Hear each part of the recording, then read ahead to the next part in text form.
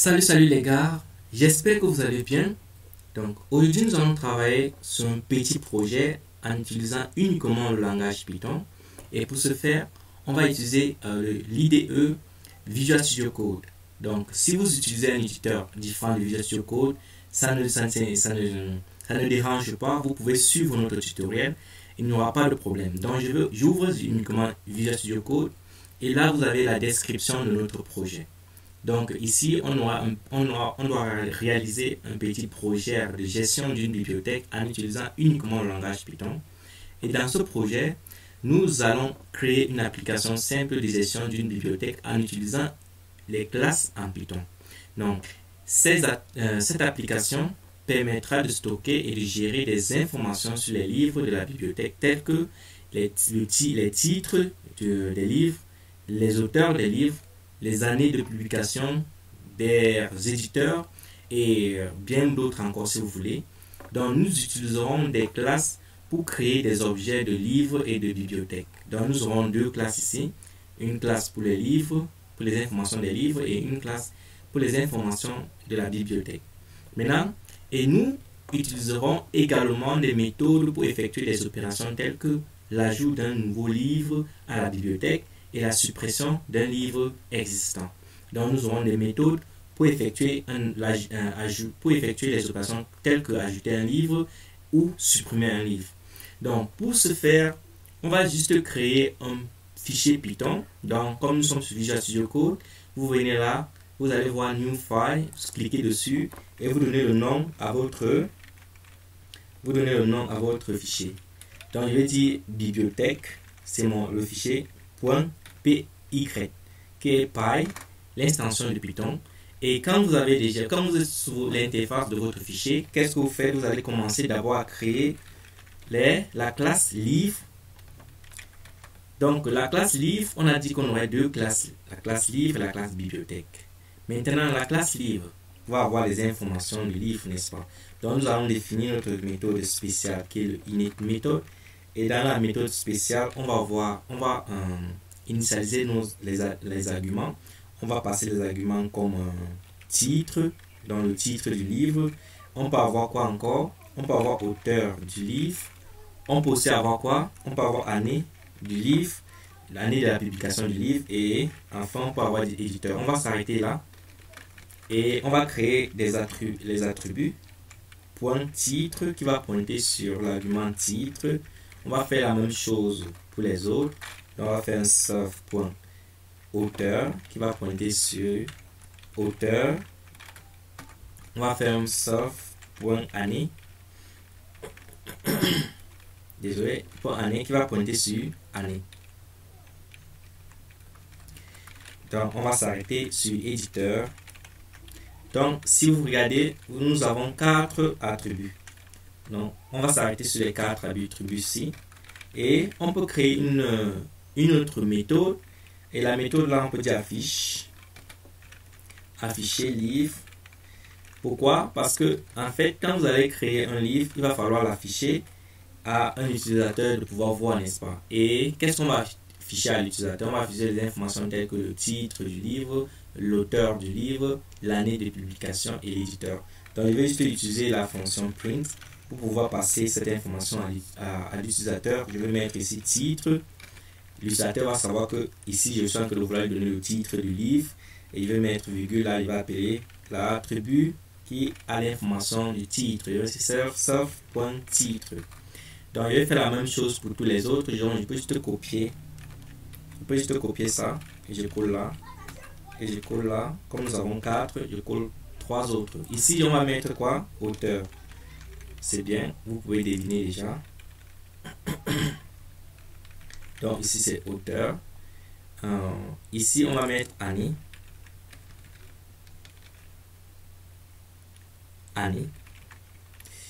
Et là on va mettre année. Et on va s'arrêter avec l'éditeur. Et là on va dire éditeur. Donc nous avons cette fonction, cette méthode d'afficher livre qui va afficher les informations concernant chaque livre. Maintenant, après avoir créé cette classe, on peut créer la classe quoi? On peut créer la classe bibliothèque, n'est-ce pas? bibliothèque. Et la classe bibliothèque va avoir la fonction init, qui est la fonction spéciale en Python. Et cette fonction, je ne veux pas mettre un argument puisque je vais juste déclarer un attribut,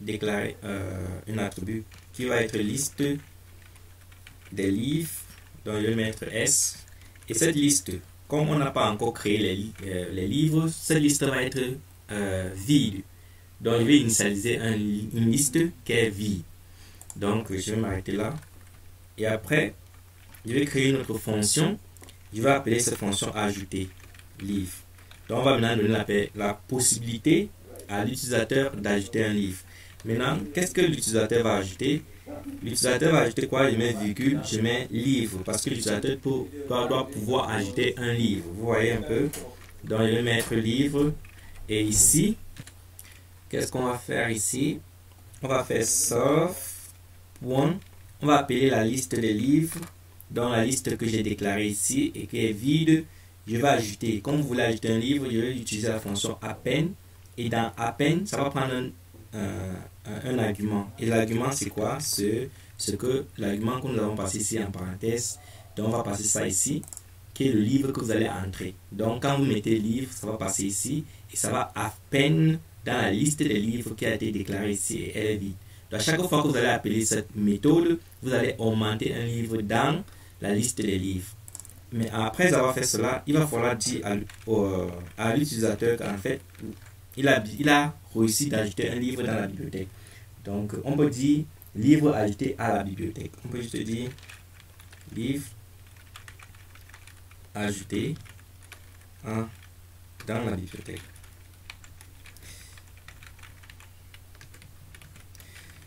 Donc, je pense que c'est tout. Et c'est tout avec cette fonction. Cette fonction n'est pas compliquée. Cette méthode ou cette fonction n'est pas compliquée. Maintenant, on va aller à une autre méthode qui serait la suppression. Donc, supprimer. Maintenant, supprimer livre. Et qu'est-ce qu'on va supprimer? On va supprimer un livre. Donc, on passe un argument ici qui est livre. Après cela, qu'est-ce qu'on va faire? Maintenant, pour supprimer un livre, il va falloir vérifier si la liste des livres est vide. Vous comprenez un peu? Donc, on va d'abord vérifier. Donc, on va utiliser une condition. Quand je dis vérifier, c'est-à-dire qu'on va utiliser une condition pour vérifier si la liste des livres est vide ou pas. Et on va utiliser cette condition qui va dire,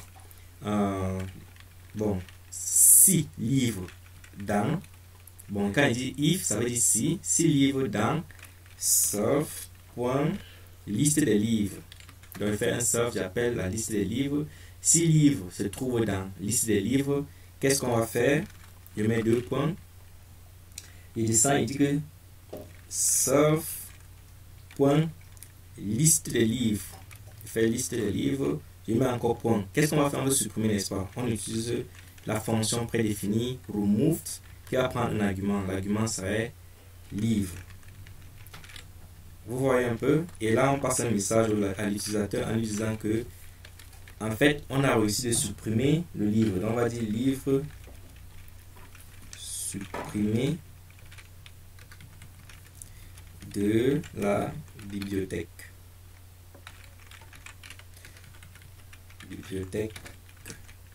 Donc, vous voyez que là, c'est facile, n'est-ce pas?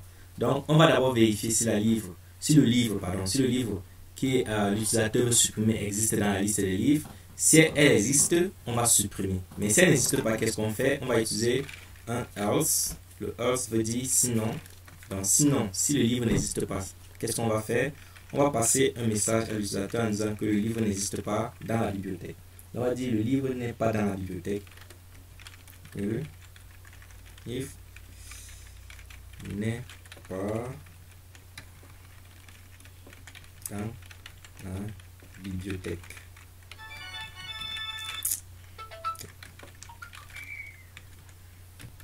Ok, je pense que c'est bon. Bon, à ce niveau, qu'est-ce qu'on peut faire?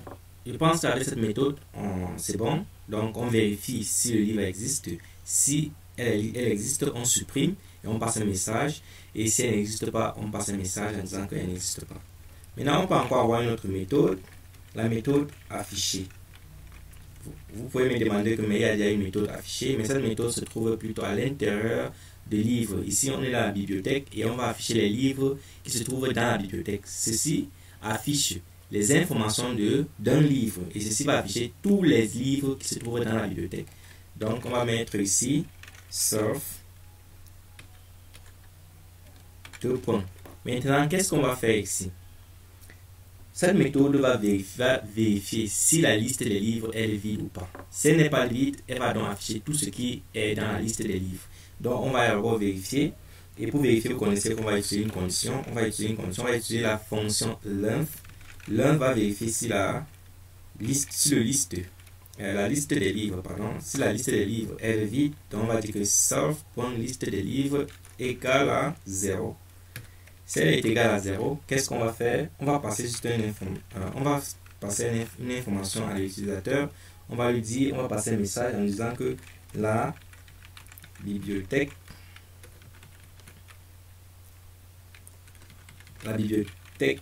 est vide.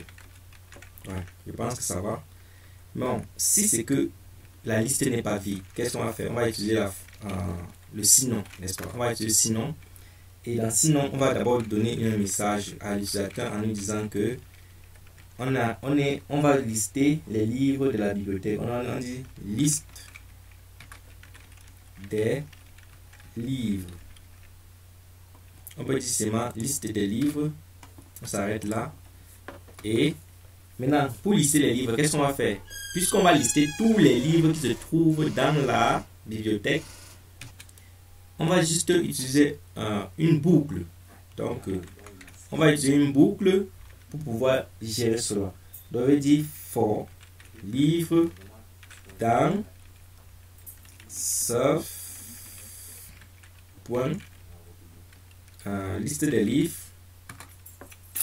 Quand il dit ceci, qu'est-ce qu'il va faire? Ça va vérifier, ça va d'abord parcourir tous les livres qui se trouvent dans la liste des livres. Et je vais utiliser liste. Je vais utiliser livre, puisque c'est ça qu'on a utilisé ici pour itérer sur les livres. Donc, je vais dire livre point affiche. J'appelle la fonction affiche livre et ça va afficher tous les livres. Donc, j'appelle juste la fonction affiche livre, ça va afficher tous les livres. Donc, après, c'est bon. On peut créer déjà un objet de la classe bibliothèque. Donc, je vais dire bibliothèque est égal à, il fait une instanciation de la classe bibliothèque et vous connaissez que la classe bibliothèque ici ça n'a pas d'argument, donc on ne passe rien en parenthèse. On crée un objet de livre, on va créer livre numéro 1, il y aura plusieurs livres, donc on va dire livre 1 qui va appeler la classe livre et vous connaissez que la classe livre a quoi? Vous voyez que ici l'éditeur ici est intelligent, n'est-ce pas? Ça vous dit que vous aurez combien? 4 arguments. Donc, vous allez passer 4 valeurs ici. Titre, auteur, année et éditeur. Puisque c'est ça qu'on a ici, là. On a 4 arguments ici. Donc, on va juste dire ici. On efface là, on met. Le titre peut être quoi? Je peux dire chimie. Et ici, je peux dire auteur. L'auteur peut être qui? Je peux dire Hyacinthe. Ça peut être moi. Et l'année peut être 2022. Et l'éditeur ici peut être Vince. Je peux mettre Vince. Ok. Vince. Bon. On va encore créer un autre objet de livre 2. Cet objet de livre 2 va appeler notre classe livre qui va avoir auteur comme peut-être je peux dire physique. C'est un livre de physique. L'auteur peut être Jean. Ça doit être dans les encolades. Ici, l'année peut être 2023. Et l'éditeur peut être Niam. Ça doit être dans les encolades. Donc, on a créé 2 livres. On a créé un objet de bibliothèque. Donc, on peut donc ajouter les livres dans la bibliothèque. Donc, on peut dire bibliothèque qui est notre objet bibliothèque. Point. On appelle la fonction ou la méthode qui s'appelle ajouter livre. Ça, c'est ça. Ajouter livre qui va prendre un paramètre. Regardez ici. Passer à ajouter livre, il prend juste un argument. Donc on va passer l'argument ici. L'argument serait quoi? Livre 1. On a créé 2 livres, n'est-ce pas? Donc on va passer livre 1. Donc je mets juste 1. Et ça va créer un livre. Vous comprenez? Donc ça va créer un livre et ça va ajouter dans quoi? Dans la liste des livres. Donc nous aurons un livre dans la liste des livres. Si nous voulons encore créer l'autre, on peut juste répéter cette procédure. On répète cette procédure ici en bas. On dit ajouter livre, on met maintenant livre 2. Parce que vous ne pouvez pas. Donc vous mettez livre 2. Là maintenant nous avons 2 livres dans la liste des livres. Vous comprenez? Donc maintenant quand on a fait ceci, pour pouvoir avoir quelque chose sur l'écran, qu'est-ce qu'on va faire? On va utiliser la fonction, la méthode affiche. Puisqu'on a affiche ici. Donc on va faire bibliothèque.affiche. Ça va afficher quoi? Ça va afficher les listes. Comme ça n'a pas d'argument, on va laisser juste comme ça. Et on va exécuter notre code. Donc venez là pour exécuter le code pour voir ce qui va se passer. Donc là vous voyez, nous avons une petite erreur. Qu'est-ce qui se passe? Donc on peut juste lire l'erreur. On dit ici qu'à la ligne 48, donc il y a une erreur quand on appelle cette fonction. Et on dit que cette erreur est due du fait qu'à la ligne 37, on dit afficher livre. Donc on va aller à la ligne 37. Parce que la ligne 37, on dit afficher livre, on appelle la fonction affiche livre. On dit ici l'erreur type error qui est livre.affiche livre take 0 position argument but 1 was given. Mais bon, ça ne prend, on dit ici que ça ne prend pas d'argument, donc ça prend 0 d'argument, mais on a donné 1. On a donné un argument. Donc, ce qui fait qu'on va monter là, sur la fiche. Vous voyez, on a fait une erreur ici. On devait mettre solve. Parce que normalement, ça doit avoir l'argument qui représente l'objet qui va appeler cette fonction. Donc, on appelle la fonction, pourtant, elle ne prend pas d'argument. Les arguments dans les classes, les arguments des méthodes dans les classes doivent toujours prendre un solve qui représente l'objet qui va appeler cette méthode. Donc, j'espère que ici on résout, le problème a été résolu. On exécute encore le programme. Bon, vous voyez, ça donne à merveille. Donc, il fallait uniquement se rassurer qu'il y a un solve ici. Ce solve va nous permettre d'appeler cette fonction. Et si on ne mettait pas ce solve, ici à la ligne 37, ça devait considérer qu'il n'y a pas d'argument, mais nous on passe un argument. Donc, vous voyez, vous avez passé un argument ici. Et quand vous appelez cette méthode, ça va dire que en fait, il n'y a pas d'argument, mais vous passez un argument. Et cet argument représente juste l'argument, l'objet qui va appeler la méthode. Donc, vous ne pouvez pas appeler cette méthode puisqu'il n'y avait pas d'argument qui représente l'objet. Donc, il fallait mettre solve. Par défaut, il faut toujours mettre solve pour les méthodes qui se trouvent dans les classes. Il faut toujours mettre solve. Vous voyez qu'il y a partout, il y a solve, solve partout là, solve, il y a toujours solve. Donc n'oubliez pas cette genre d'erreur, il ne faut pas le faire. Donc ici, vous voyez, nous avons les lignes, on dit liste ajoutée dans la bibliothèque. Liste ajoutée dans la bibliothèque, en fait, parce qu'il y en a deux, on a fait deux objets. On a fait 2 objets qui appellent en fait la méthode liste des livres, ajouter des livres, pardon. C'est pour ça que vous avez les 2 messages ici. Et vous avez toutes les informations des livres, vous voyez. Donc ici, la montre en haut, vous voyez. Ici, nous avons notre première livre qui est liste des livres qui est chimie, l'auteur c'est Yassine, année c'est 2022, l'éditeur c'est, et le deuxième livre c'est titre, c'est physique. Donc vous voyez que tous les 2 livres ont été ajoutés. Maintenant pour la suppression, pour faire comment, on va faire comment pour supprimer. On va juste utiliser l'objet bibliothèque point, on va appeler la fonction supprimer. Donc, on va appeler la fonction supprimer un livre. Et la fonction supprimer un livre va prendre un argument. Maintenant, ici, il faut retenir que l'argument qu'on va mettre passer ici doit être le livre qu'on veut supprimer. On veut supprimer livre 1 ou livre 2. Vous voyez? Donc, disons par exemple que vous supprimez livre 2. Je mets livre 2 puisque c'est ce livre qui existe dans la bibliothèque. Qu'est-ce que je vais faire? J'exécute mon programme. Et vous voyez là, on dit ici livre supprimé de la bibliothèque. Pourquoi est-ce que vous avez les livres ici? Parce que normalement ça s'exécute ligne après ligne. Donc ça va ajouter les 2 livres d'abord. Ça va d'abord ajouter les 2 livres avant de supprimer. Donc si par exemple je mettais ces données dans la base de données et je fais la suppression, vous allez constater que le livre devait être vraiment supprimé. Bon, comme on est en train de coder uniquement en Python, vous allez juste avoir le message livre supprimé de la bibliothèque.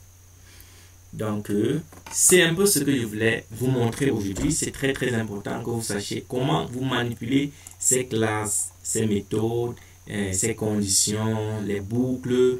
Donc, comment est-ce que gérer ce genre de problème en utilisant uniquement le langage Python.